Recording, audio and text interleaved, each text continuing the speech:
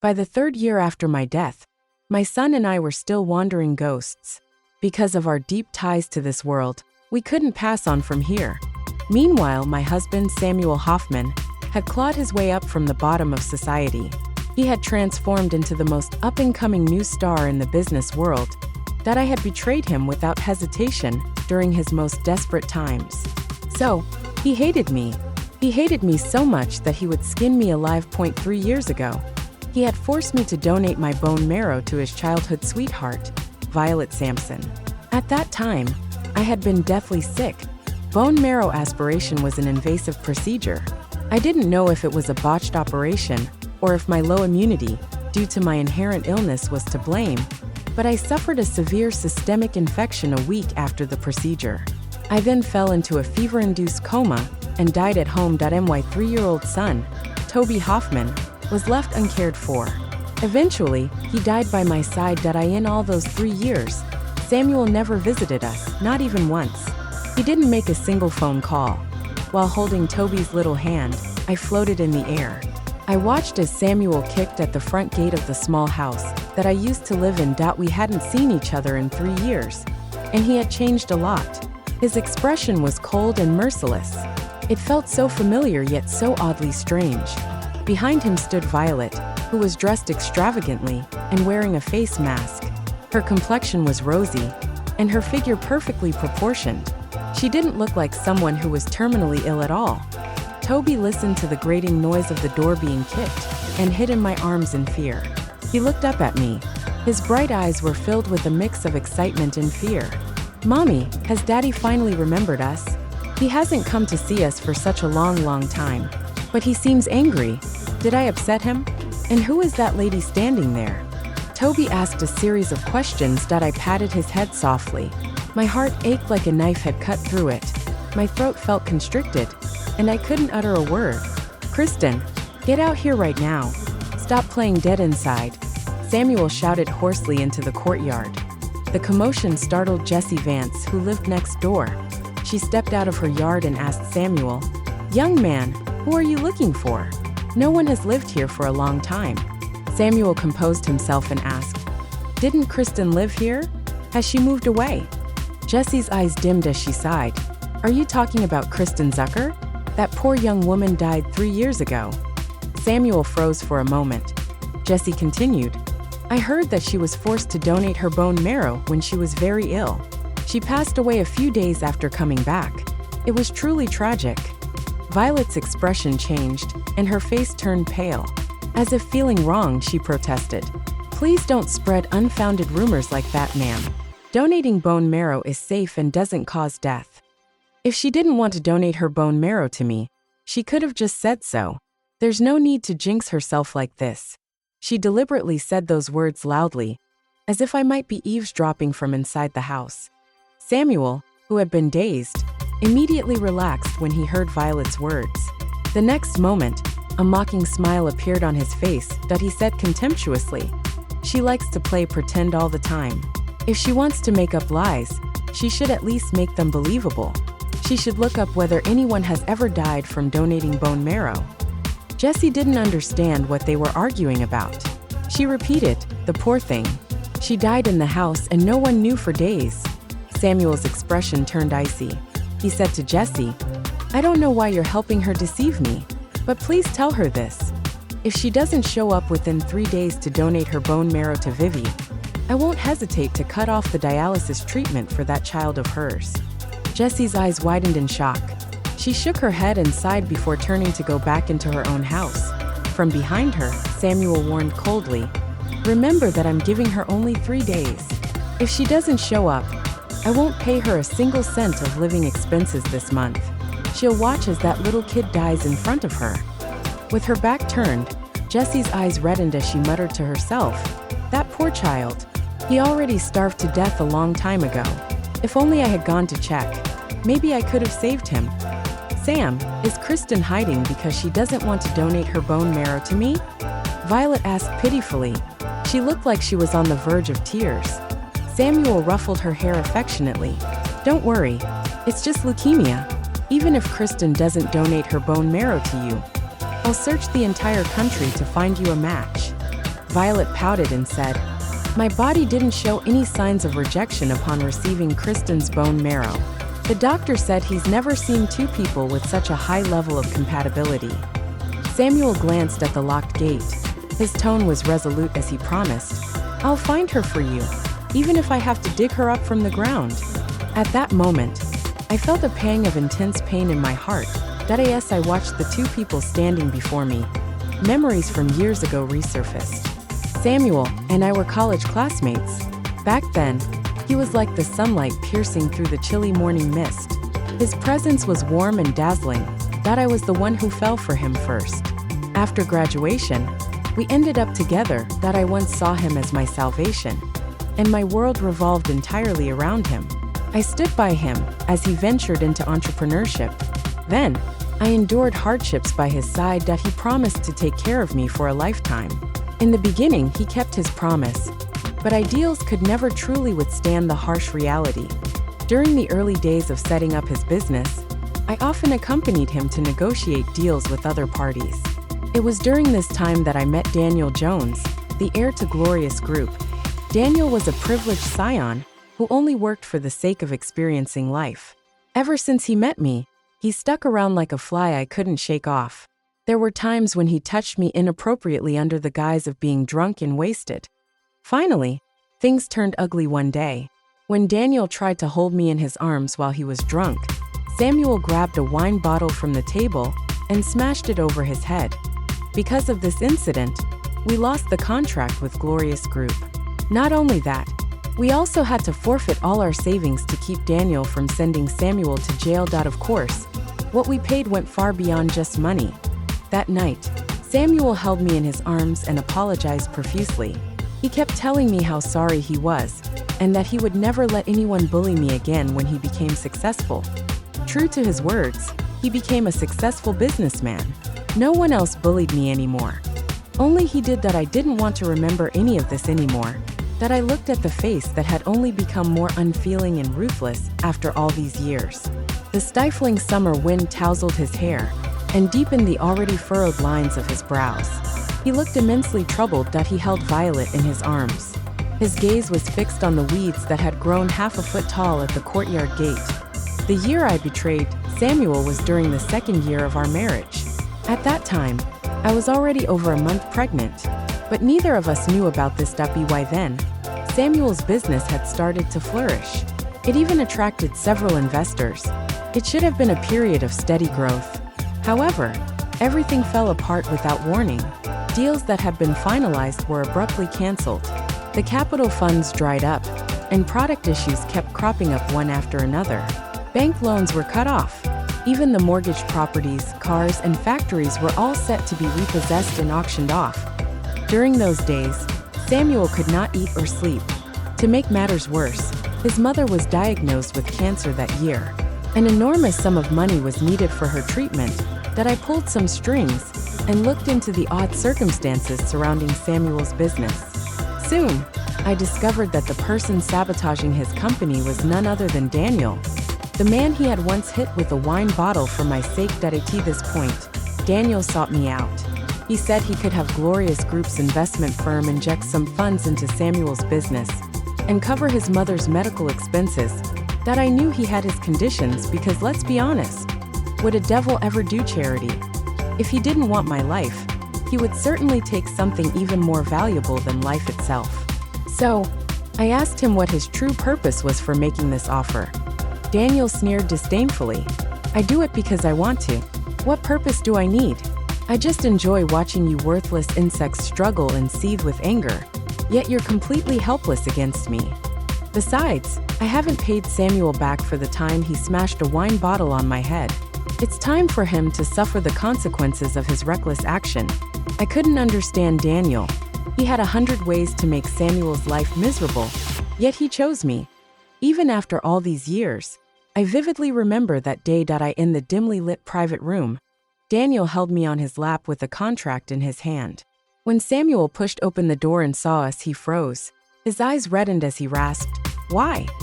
I said to him, "You can't give me the life I want, but Daniel can." In response, Daniel laughed heartily and pinched me with his greasy hands. My heart bled with agony, and I felt a sense of crushing humiliation. Nevertheless, I forced myself to laugh and evade his touch shyly. "Isn't this great, Samuel? I help you secure funds, and you seal the deal with Glorious Group. It's a win-win situation," I said. Disappointment clouded Samuel's eyes bit by bit.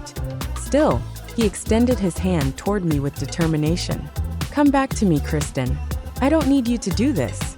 Whatever life you want, I'll work hard to give it to you." He was pleading so humbly, and his expression was full of sorrow. At that moment, my heart shattered, and I could scarcely breathe. Samuel went on, "Kristen, I can walk away from today's deal. Please just come home with me." He had once been so confident and proud. In fact, he was proud enough to smash a wine bottle over the head of Glorious Group's heir without hesitation. With a cruel twist of fate, he was now reduced to begging. Daniel chortled smugly. "The woman you cherish is nothing special. All it took was for me to beckon with my finger, and she willingly climbed into my bed. So tell me, what was the point of smashing that wine bottle on my head back then?" Samuel ignored his words and fixed his gaze on me. I smiled as I wrapped my arms around Daniel's neck. "That's right, Samuel. Don't take things so seriously, just let it go." I don't remember much about what happened after that. I only remember that Samuel signed the contract with bloodshot eyes. He said to me, "I'll forever hold a grudge until one of us dies, Kristen." After that night, he threw himself into his career with a vengeance. In just a few short years, his fledgling company went public. Furthermore, his company grew to become the industry leader. Just last year, he pulled through and made his way to the top of the pyramid, and I became the greatest stain that ever marred his life. I, of course, didn't show up within the 3-day deadline he gave me. Samuel returned once more to the gate of my humble abode. Toby circled Samuel excitedly. He slipped his tiny, transparent hand into Samuel's hand that was hanging at his side. He turned back joyfully and shouted to me, "Mommy, I'm finally holding Daddy's hand." My eyes stung, and I looked back at him with a forced smile. Over the years, Samuel had always believed that Toby was Daniel's child. He loathed him and refused to even spare him a glance. Although I had done a paternity test that confirmed they were biologically father and son, he still refused to believe it. He vehemently claimed I had paid someone to fake the results. After that terrible night, I had lost all his trust. I had asked him for a divorce, wanting to put an end to our toxic relationship, but he only glared at me with venom in his eyes and spat. "Kristen, I want you to remember this. You owe me one for the rest of your life. I told you that this grudge won't end until one of us dies. As for divorce, don't even think about it." He brought countless women home to spend the night and flaunt his intimacy with them in front of me. Whenever I argued with him, he would sneer and remind me how dirty I was when I slept with Daniel. This went on until Violet returned to the country. From the moment she came back into his life, he cut off all contact with those other women. Subsequently, the two of them flaunted their relationship openly. Even his business partners referred to Violet as Mrs. Hoffman. My thoughts drifted back to the present. I watched as Samuel stood at the gate and called me. The monotonous voice on the other end informed him that the number was no longer in service. He frowned and opened our WhatsApp chat. The only thing he saw was the last message he had sent me 3 days ago, urging me to come forward to provide my bone marrow to Violet. I hadn't replied, of course. Samuel turned to Facebook next. When he saw a photo I had posted 4 years ago, his hand froze for a moment. It was a photo I had secretly taken. He was sitting on the couch, with 2-year-old Toby clinging to his arm and resting his adorable little head on his shoulder. I had thought it was a beautiful moment, so I snapped a photo. But in the next second, Samuel had pushed Toby away in disgust. He enlarged the photo and stared at it for a long time before returning to the chat window. Then he typed a message. "Kristen, you brought this on yourself. The 3-day deadline is up. Starting today, I won't send you a single cent for your living expenses." After waiting for a reply and getting none, he kicked the gate hard in frustration. Toby, who had been happily holding on to Samuel and running in circles around him, was terrified by the sudden aggression. He quivered and burst into tears as he ran into my arms. "Mommy, what's wrong with Daddy? I'm scared." I held him tightly and comforted him. "Don't be scared, Toby. Daddy can't hurt you anymore. Look, there are butterflies over there. Do you want to go play with them?" I said that to distract him. Toby turned his head and saw a few butterflies fluttering in the distance. His tears stopped, and he quickly wiped his face before running after the butterflies with a smile. Meanwhile, Samuel only grew more agitated after kicking the gate twice, but he rubbed his temples repeatedly. Then he took out his phone and made a call. "Hello, is this the locksmith?" Half an hour later, Samuel pushed open the gate, which was already covered in cobwebs. The weeds in the courtyard had grown even taller than the grass by the gate. They reached up to his waist. It was clear that this place had been uninhabited for a long time. Samuel stood in the courtyard, hesitating whether to take another step forward. He had been here twice before, and he should have remembered that I kept the yard in excellent condition. It didn't look anything like this when he visited in the past. The first time he came here was to drop off Toby and me. Back then, 2-year-old Toby had just been diagnosed with uremia caused by underdevelopment of his kidneys. He thought Toby was a jinx and bought this farmhouse in a remote village for us to move into. Every month, he transferred me $20,000, which included the fees for Toby's dialysis treatment. The second time he came was to force me to go and do the HLA typing to see if my bone marrow was compatible with Violet's. If his memory didn't fail him, he should recall that the yard was once filled with hydrangeas and roses. I had even built a swing there for Toby. While Samuel was still lost in thought, Violet called again. Her voice sounded weak over the phone. "Sam, have you found Kristen yet? Will she come and donate her bone marrow to me today?" Samuel reassured her. "I'll handle this. Just focus on cooperating with the doctors for your treatment. Don't worry." Violet's voice broke slightly. "I know Kristen must be unwilling to donate her bone marrow for me again, and I can understand. She already saved me once. I shouldn't be greedy and ask her to save me a second time. If she's hiding now, I don't blame her." It was as if she knew for a fact that I was intentionally hiding because I didn't want to donate my bone marrow to her. Samuel was silent for a few seconds. To my surprise, he didn't immediately side with Violet. Instead, he said, "That's not it. I haven't managed to contact her yet. She probably doesn't even know that your leukemia has relapsed. How could she have known about that in advance and decided to hide?" Violet was momentarily at a loss for words. She quickly clarified, "Sam, you misunderstood me. That's not what I meant." Samuel cut her off. "Don't worry, Vivi. As long as Kristen is still alive, I'll find her. And if she's on the brink of death, I'll make sure she donates her bone marrow to you before she takes her last breath." Violet seemed relieved after hearing this. After hanging up, Samuel stood in front of the house for a long time. Even though the door wasn't locked, he didn't push it open and go inside. If he had, he would have seen the two figures outlined in white chalk. Those were the markings left by the police after they discovered our dead bodies in the house.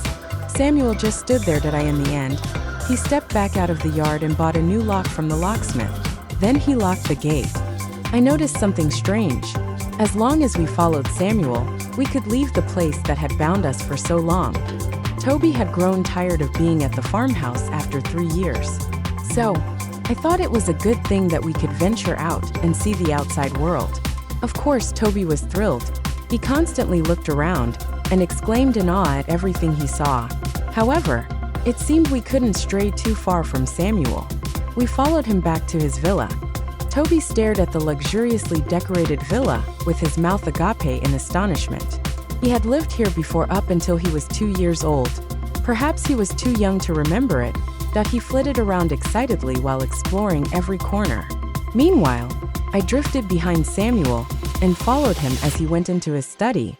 I watched him make a call to the bank and freeze the bank account tied to the card he had given me. If he had paid closer attention, he might have realized that he hadn't received any transaction notifications for that card in the past 3 years.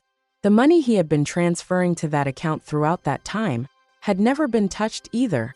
He believed that by freezing the account, I would have no choice but to show up within a week. After all, Toby's uremia required constant dialysis until a kidney transplant was possible. A dialysis treatment was needed twice a week, so he was sure I couldn't survive without money. When that was done, he opened his phone's photo gallery and stared at it, lost in thought. I floated behind him and saw that he was looking at the photo I had posted on Facebook, the one of him and Toby together. The resemblance between them was uncanny. His eyes trailed from their broad foreheads to their lush lashes, slightly upturned eyes, and identical eyebrows. Every feature seemed to shout the truth of their shared bloodline, that he wasn't stupid. He could see it. A sudden phone call broke the silence in the study. It was from the hospital. Violet had suddenly fallen into a coma.